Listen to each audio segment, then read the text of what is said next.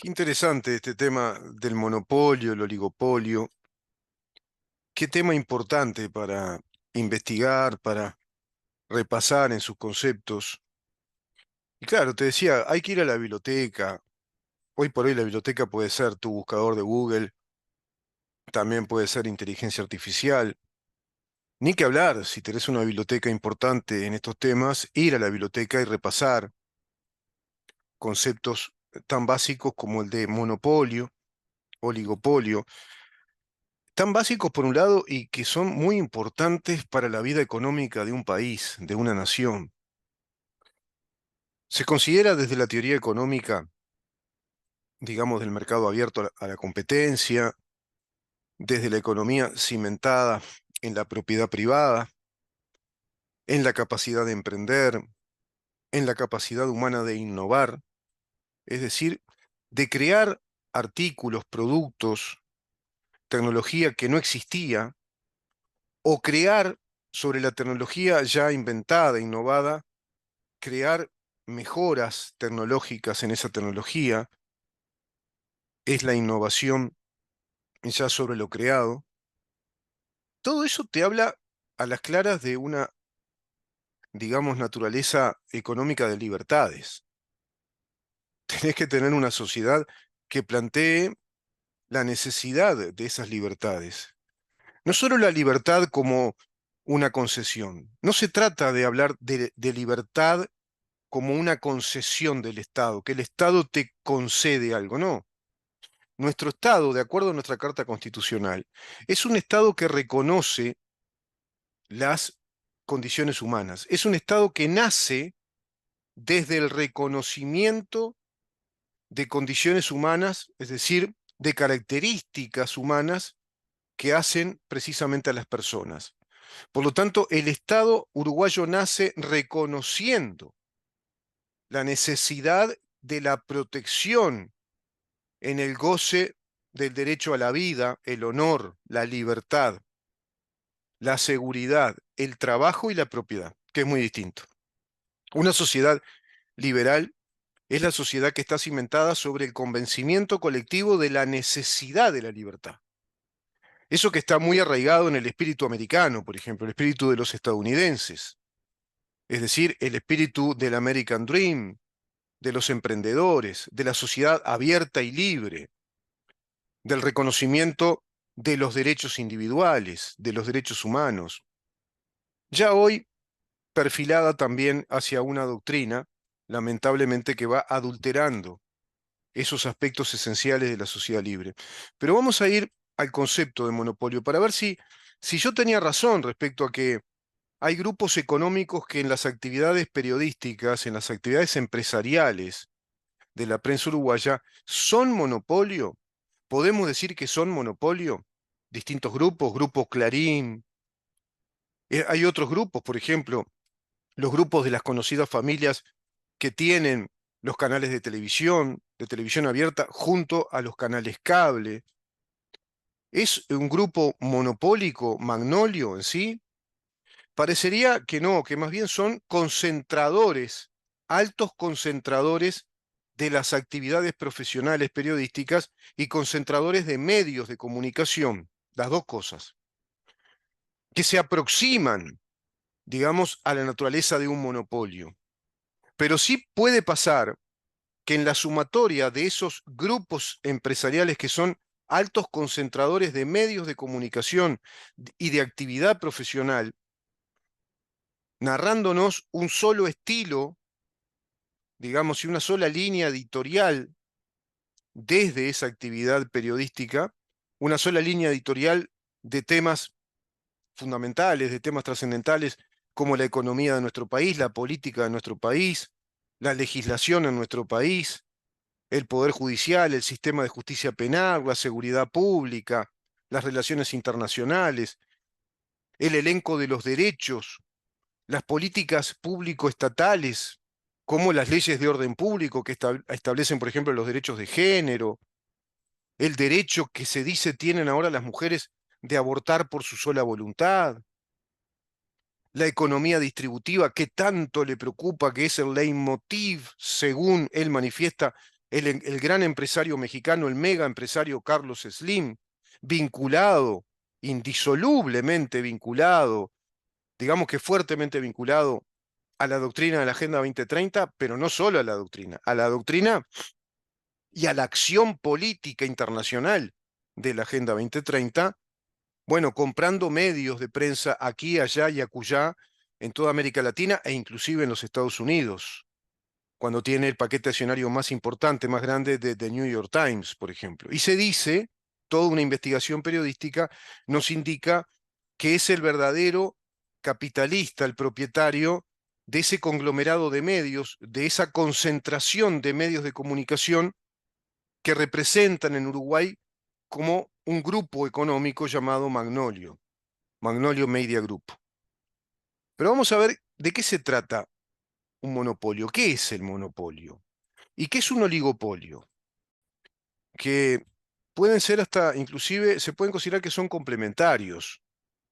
Pero vamos a ir al principio de todo esto, a la base de esto, para entender cuán dañino puede llegar a ser en lo que hace a las libertades, al mercado, a la actividad privada, de las actividades económicas de producción de bienes y servicios, y a una actividad empresarial muy sensible, muy delicada, porque está trabajando con una materia sensible, muy sensible y trascendental, que es el pensamiento humano, a través de la información y a través del tamiz de análisis de la información brindada, porque esa información tiene un sesgo. ¿Qué quiere decir? Que esa información está seleccionada, está segmentada en cuanto a que hay un carácter selectivo de la información, de lo que se quiere informar.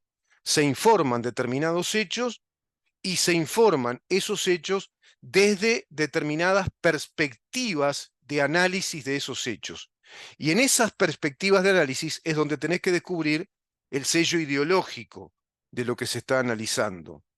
¿Qué contenido periodístico está recibiendo? Entonces, en ese sentido, hablar de concentración de medios y de pocos grupos económicos que concentran los medios masivos de comunicación en un país tan pequeño como el nuestro es sumamente peligroso y atenta contra las verdaderas posibilidades de una sociedad que sea sustentadora de nuestro Estado de Derecho y de nuestro modelo republicano representativo. ¿Por qué? Porque el sistema representativo republicano exige a una sociedad instruida, preparada en los temas legislativos, que conozca sus derechos y que conozca los principios fundamentales establecidos en la Constitución de la República para decidir si quiere continuar por ese camino o no. Pero está siendo saboteada en todo eso, está siendo inducida, manipulada a través de medios de comunicación que son concentrados por grupos económicos que trabajan en pos de una ideología política. Carlos Slim, desde aquellas épocas en las que fue, bueno, de alguna manera apalancado, décadas del 80 y 90 en México, por el PRI, por el Partido Revolucionario Institucional, partido de, bueno, un marxismo radical, ese Carlos Slim que ha crecido mucho y que va, digamos, financiando distintos medios de comunicación que apelen a comunicar y que tiendan siempre a comunicar los principios de la Agenda 2030 y a su vez los principios doctrinarios que están establecidos en la Carta Fundacional del Foro de San Pablo. El monopolio y el oligopolio. Bueno, el monopolio es una determinada situación del mercado en la que un productor o vendedor es el único que explota un bien o un servicio. Ese es el monopolio. Se trata de un vendedor único de ese producto.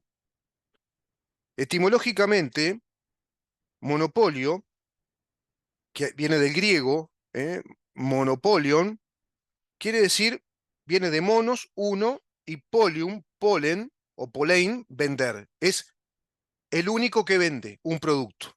Ese es el monopolista o el monopolio. Es esa empresa o esa corporación empresarial o ese empresario que es el único que en un mercado vende ese producto. El monopolio, imagínate lo terrible que sería el monopolio del pan y los bizcochos, imagínate, para tener una idea clara, ¿no?, de la diferencia que hay entre un monopolio y un mercado abierto de competencia, donde varios empresarios, varias empresas producen ese producto con distintas características y a distintos precios compitiendo en el mercado. Ahora, un monopolio no compite en el mercado porque es el único producto que existe en ese mercado y el único que lo produce y lo vende es ese empresario o esa empresa. Eso es un monopolio. Por lo tanto, no podemos hablar de que el Grupo Magnolio tiene el monopolio de la prensa uruguaya, porque no acapara toda la prensa. No es el único grupo económico que produce y vende el servicio periodístico, informativo, la actividad de prensa a través de todos los medios de comunicación. No, podría darse en el Uruguay a través de distintos grupos que son altamente concentradores de medios de comunicación, es decir, de actividad periodística, una especie de oligopolio, quizá, de hecho. ¿Qué quiere decir oligopolio? Quiere decir que pocos tienen ese derecho a la venta. Son pocos empresarios que venden ese mismo producto. Se reparten el mercado, pero lo acaparan. De pronto, 2, 3, 4 empresas, y según la magnitud de ese país o de esa sociedad, bueno, son esas empresas solamente, 2, 3, 4, que concentran toda la actividad productiva y venta de ese producto, sea un bien o un servicio, es decir, un artículo determinado o un servicio. También van a diseñar las características de esos productos, se van a coalinear en ese diseño, se van a cuidar los distintos segmentos de mercado que tienen, de alguna manera entre todos, logrando homogeneizar ese producto que es el que, bueno, le dan a la sociedad del mercado para que consuma esas 2, 3, 4 empresas y nada más.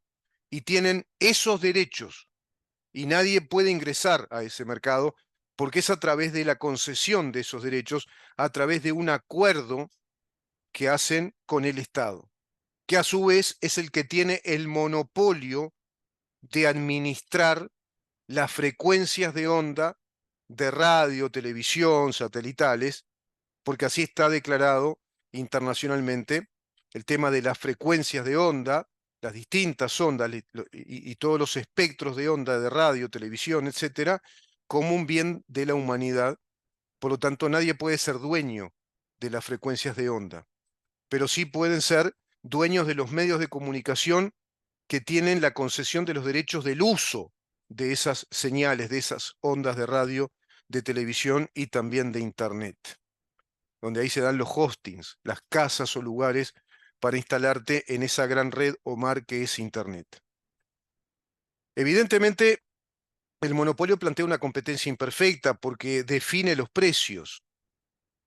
Hablar de monopolio es hablar de un solo vendedor. Hablar de oligopolio es hablar de pocos vendedores que concentran la producción de ese único bien en el mercado, ese bien de las mismas características. Por ejemplo, un oligopolio, qué sé yo, en la industria del automóvil, un oligopolio en la industria de los servicios gastronómicos de restaurantes. Son tres cadenas importantes que desarrollan toda lo, digamos, el universo de restaurantes y bares y la producción de alimentos para los uruguayos. No existe eso, te estoy dando una idea.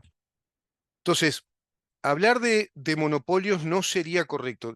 En verdad estaríamos hablando de concentración de medios, pero hay distintas características. Por ejemplo, el Grupo Magnolio concentra medios de comunicación y concentra tareas periodísticas a través, bueno, de una gran cantidad de radios, de periódicos, de semanarios, de radios en el interior, AM, FM, pero hay otros monopolios que concentran otras actividades. Por ejemplo, el monopolio de los canales cable, el monopolio de, como pasa con Antel, por ejemplo. Antel tiene el monopolio de la red de infraestructura de antenas, es decir, la infraestructura tecnológica de antenas para emitir las frecuencias de ondas para Wi-Fi. Es decir, todas nuestras computadoras, tablets, lo que fuere, celulares, todo lo que hace la telefonía celular, a nuestras computadoras, todas las señales que nos permiten que funcionen nuestras computadoras y celulares, tienen el monopolio de Antel. Antel es la que tiene el monopolio de la instalación de las antenas de la captación de frecuencias de onda, de espectro de ondas para Wi-Fi. Antel tiene el monopolio de la instalación también del cableado, de la fibra óptica. Toda esa infraestructura material, tecnológica, es monopolio de Antel. Lo que se desmonopolizó en nuestro país es el servicio de telefonía celular. Distintas empresas que pueden venderte celulares y el servicio de conexión de esos celulares a ese monopolio de antenas que desarrollan la red informativa, informática de conexión. ¿Se dan cuenta? Hay distintas maneras de establecer monopolio, porque hay muchos contextos de mercado, muchos contextos económicos. Puede haber un monopolio de servicios, puede inclusive un monopolio, como por ejemplo podría ocurrir con el monopolio de UTE. ¿tá? El Estado tiene el monopolio de darnos el servicio de la luz eléctrica, pero quizá en servicios de mantenimiento, para que funcione ese servicio de entrega de la energía eléctrica, servicios informáticos, por ejemplo, dentro de UTE, etcétera, pueden ser brindados por empresas privadas que tercerizan esos servicios, pero que a su vez son único cliente tercerizado con el Estado. Y ahí también se dan situaciones, digamos, oligopólicas entre algunas empresas que tercerizan servicios con el Estado que detenta sus monopolios empresariales. Ni que hablar que hay actividades monopólicas del Estado que son consubstanciales al Estado. El monopolio, por ejemplo, del ejercicio de la justicia. El monopolio del ejercicio del establecimiento del orden público a través de la policía. El monopolio legislativo, solo el Estado puede legislar. No pueden haber empresas privadas que hagan leyes.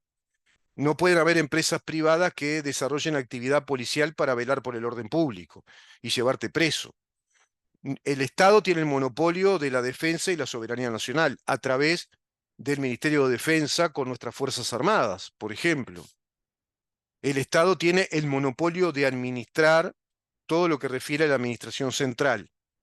No puede empresas privadas administrar e instalarnos ministerios. Esas son las actividades monopólicas. Por eso se dice que el Estado tiene el monopolio de la fuerza o el monopolio de la coacción a través de lo que legisla, de lo que nos ordena desde lo que legisla. Si lo que legisla está de acuerdo con la Constitución, es un Estado benigno, racional, que protege nuestras libertades, pero si ese Estado legisla mal, ya es un Estado tiránico, despótico, que nos perjudica monopólicamente en nuestras necesidades naturales y verdaderas.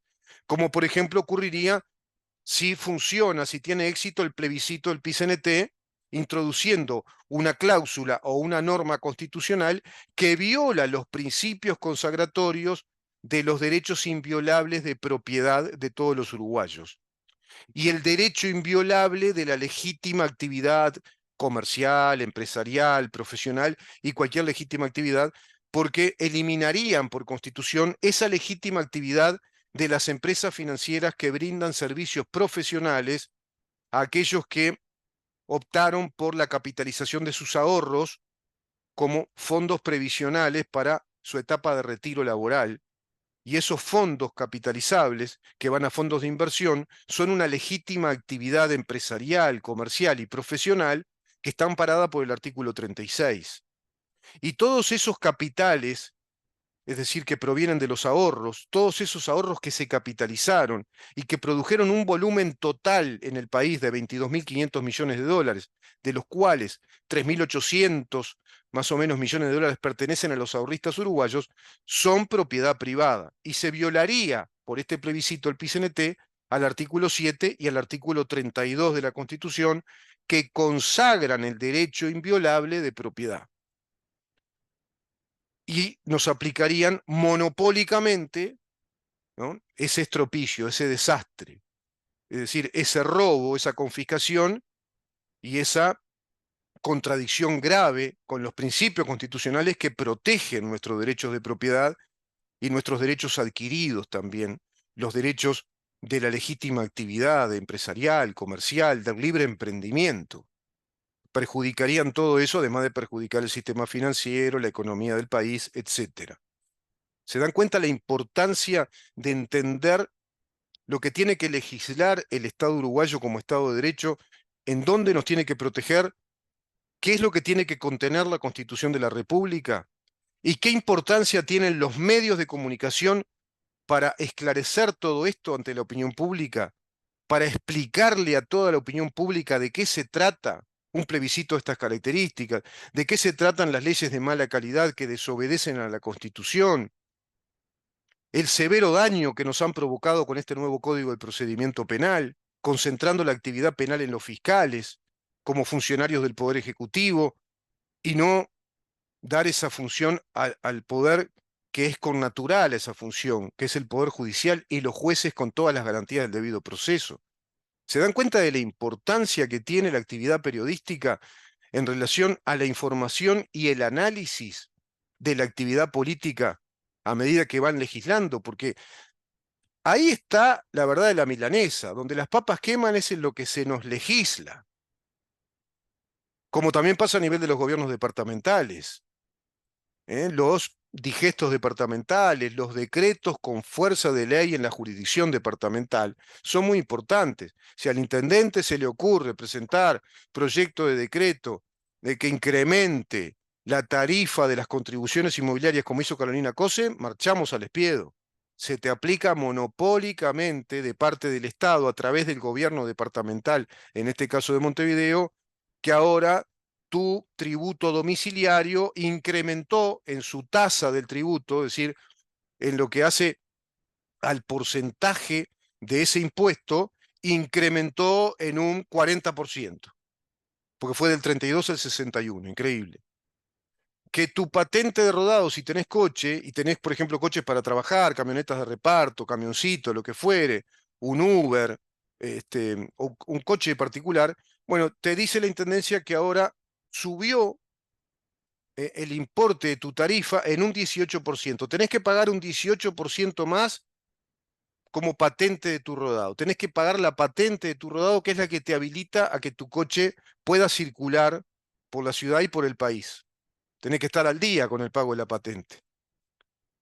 A su vez te pueden decir que ahora las multas se incrementan también en la tarifa de la multa en un tanto por ciento, distinto tipo de multas. Todo eso es monopolio coactivo del Estado.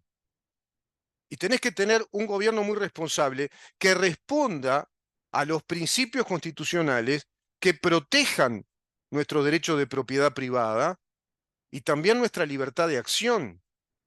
Ahora, si te van a formular una escalada impositiva que ya empieza a lindar con lo confiscatorio de tu capacidad de producir riqueza, de tu capacidad de producir ingresos económicos, de tu patrimonio individual, personal o del patrimonio familiar, bueno, te están coartando derechos, te están limitando tu calidad de vida y están provocando un proceso inflacionario artificioso.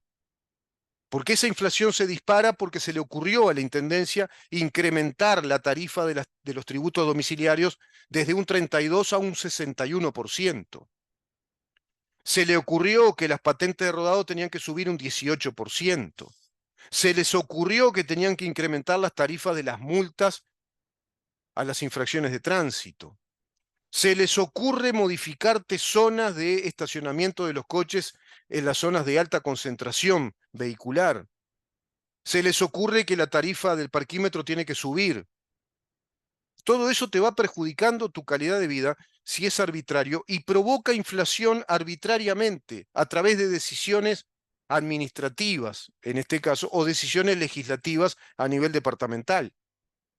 Eso representa a Carolina Cose como nefasta. Es un personaje nefasto porque es de ideología comunista. Les importa la recaudación y concentrar la transferencia del dinero de lo que producimos los uruguayos desde el sector privado. Les interesa transferir, digamos, lo máximo posible de ese volumen total de producción de dinero y de riquezas, transferir una gran parte, cortar un gran pedazo de la torta y llevárselo por la vía de la coacción del Estado, imponiendo este tipo de cosas. Y no hay prensa que te analice todo esto y lo explique. Y no hay prensa que analice y explique la pasividad de los ediles que integraron la oposición al gobierno de Carolina Cose. Y no hay prensa que te explique que esos ediles fueron de alguna manera maniatados por los senadores oficialistas de este gobierno que no le llevaron el apunte de lo que la Constitución dice como para haber sometido un juicio político a Carolina Cose por todas estas cosas y por no declarar ante la Junta Departamental con la transparencia debida los negocios que iba haciendo, la administración económica de esos negocios, a qué obedecían y cuál es el estado de cuenta de la Intendencia de Montevideo. Que dicho sea de paso, ahora con su renuncia para dedicarse a esta candidatura de vicepresidente, deja una deuda en Montevideo de 460 millones de dólares. ¿Y esa deuda de dónde proviene? ¿Cuáles son los factores causales de esa deuda? No tenemos tampoco un periodismo que todo esto lo investigue y lo analice a fondo. ¿Se dan cuenta la importancia del periodismo? Y ahí es donde yo estoy viendo que hay una especie de monopolización de la selección de la noticia, del sesgo de información y también de lo selectivo que es el procedimiento de la omisión de temas como estos, estableciendo una especie de ecosistema social de información y análisis que no deja ver cosas que son muy graves, que son importantes. ¿Se dan cuenta de lo trascendente que es la actividad del periodismo y de la prensa para una democracia? Cuanto más profunda es en la investigación, cuanto más imparcial, más seria, más apunta hacia la veracidad y es eminentemente técnica e independiente, te va a dar mucho más calidad de democracia porque no van a ser impunes quienes nos piden el voto para ser nuestros representantes administradores de los recursos públicos, que es el dinero de cada uno de nosotros. A eso yo me refiero con que se está, analógicamente hablando, monopolizando un estilo, un sesgo informativo, que es en definitiva un perfil ideológico que simula ser una gran actividad periodística, pero en verdad es una gran actividad propagandística desde los grandes medios de comunicación que están concentrados por estos grupos que obedecen a los principios doctrinarios de la Agenda 2030 y del Foro de San Pablo en pos de la nueva consecución del gobierno del Frente Amplio, conjugando esas fuerzas políticas con el PCNT, fuerza político-sindical que concentra un gran poder político desde el Partido Comunista del Uruguay, y lo mismo pasa con la FEU. Todas fuerzas, esta fuerza sindical, esta central sindical, esta central gremial universitaria, más el Frente Amplio, todas estas fuerzas integradas activamente al Foro de San Pablo. ¿Tenés prensa acá que hable del Foro de San Pablo? ¿Tenés medios de prensa que te expliquen de qué se trata el Foro de San Pablo? ¿Qué vínculos hay entre el Frente Amplio, la FEU, el PIT-CNT, ONGs vinculadas también a esta doctrina marxista y vinculadas todas ellas a los gobiernos prebendarios del Frente Amplio que han instalado tantas ONGs que son organizaciones sociales activistas de todas estas ideologías de la Agenda 2030 y de la doctrina Foro de San Pablo? ¿Tenés medios de prensa que analicen cotidianamente esto? No. Tenés un producto periodístico, un resultado periodístico que está homogeneizado a través de una especie de oligopolio de dos, tres, cuatro grupos empresariales que tienen una alta concentración de medios de comunicación, de radio, televisión, televisión abierta, televisión cable o por abonados, internet y prensa escrita. Es impresionante, ¿verdad?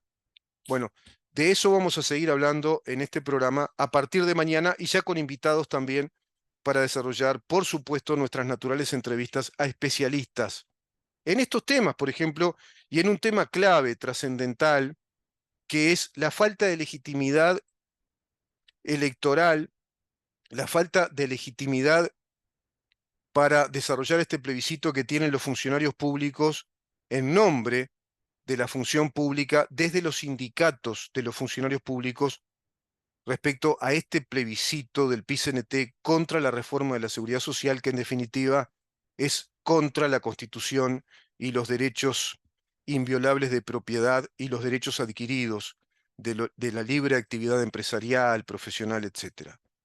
Mañana a partir de las 10 de la mañana vamos a seguir preguntando ¿en dónde estamos? Chau.